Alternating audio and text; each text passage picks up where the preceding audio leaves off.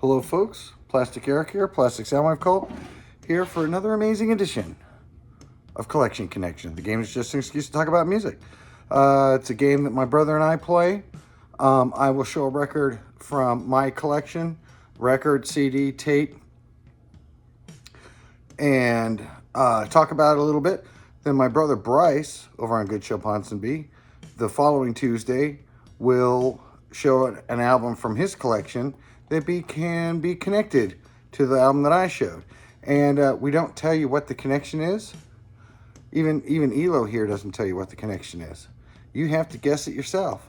And I'm able to keep it brief this morning because nobody guessed what the last connection was on the last video. So my brother's last video, he made a connection between Helmet, Meantime, and Morphine, Light Swimming.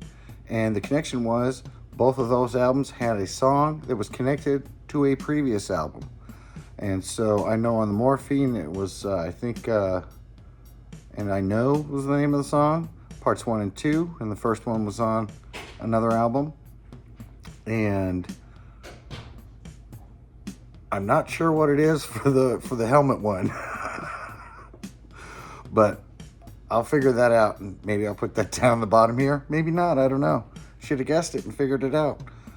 But yeah, the last album that my brother talked about was Morphine, Like Swimming. I like Morphine a lot. As Bryce had said in his video, I had sent him A Cure for Pain, and I had sent him Like Swimming. And those albums that I sent him, he wasn't into the Morphine so much. But listening to it again a little while later, he discovered that he really did kind of appreciate the music that they made. Very simple. Alto sax, 2-string bass, and a drummer. And they put together some great songs. I had never really actually heard Like Swimming, even though I had sent it to him, because I was looking for the Good album, and that's what it's called, Good, and they didn't have it. And this is back in the day, so this is before Amazon and all that kind of stuff. And so I actually went to Warehouse Records and bought it.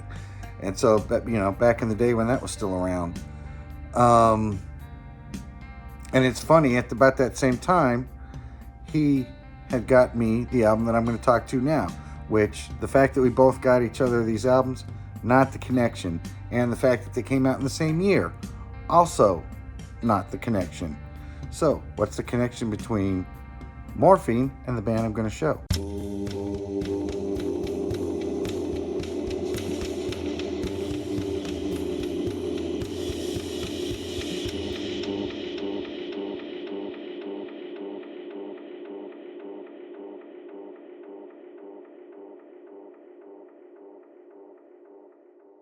So, the band that I picked was a CD that was given to me by Bryce, and kind of in a way, not necessarily the way he describes it, where you give him something and I don't listen to it. Sometimes I get something and I don't necessarily dig it when I first hear it, but then you hear it again and again, and especially once I got into iTunes and I started putting all of my CDs onto my iTunes library and downloading it on my phone, I was trying to make a point of listening to everything I could on my phone there. And so basically I would start at the bands that begin with A and go all the way through. And that gave me a chance to listen to Ben Folds 5 a few times. Now, there was a song that I already liked on this album, and I think I had put it on like a mixtape or something like that way back even in the late 90s, before I really got into putting, my library on my phone and being in iTunes and basically working digitally, and as far as like the streaming type music. And so I've come to appreciate this album quite a bit, and that is Ben Folds 5, Whatever and Ever, Amen. And that pretty much sums up this whole album. I really like the way he puts stuff in this album. It's done kind of, I wouldn't say a mature way. In some senses, it's kind of immature, but it's definitely frank, especially about the relationship type songs that are on here. And kind of that's what most of this is about relationships going downhill. I mean, the key song on this for me is Brick. That's a very intense song. Though most of the other songs are a little bit lighter in their tackling this subject matter. But Brick is fantastic. It's got one of those songs where, yeah, even though it doesn't rhyme at all, it comes together really well. And the fact that I love how they're called Ben Folds 5 and there's 3 guys in the band. I think that's a really cool thing. Another interesting thing about Ben Folds is this is one of the examples that Bryce and I go back and forth on about how to organize our music collection. Now, I think Bryce would file this under F for Ben Folds.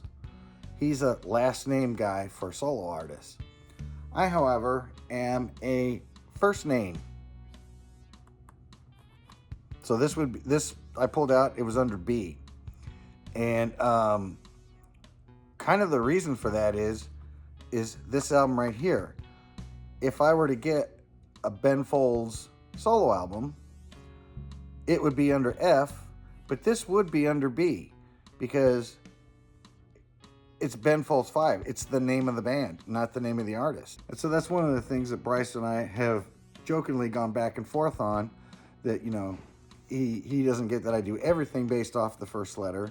But I think for me, it makes it all less confusing because, again, Ben Folds solo stuff would be in one spot and Ben Folds 5 would be in another spot. Whereas if I go off just the B, both of these bands end up in relatively the same spot, so it's easy to find. And now, given that, Bryce is quite a bit smarter than I am, so I have to keep it simple for myself, or else I'd really screw it up. But if you get a chance, definitely check out this album. It's really, really good. I need to check out more of his other stuff.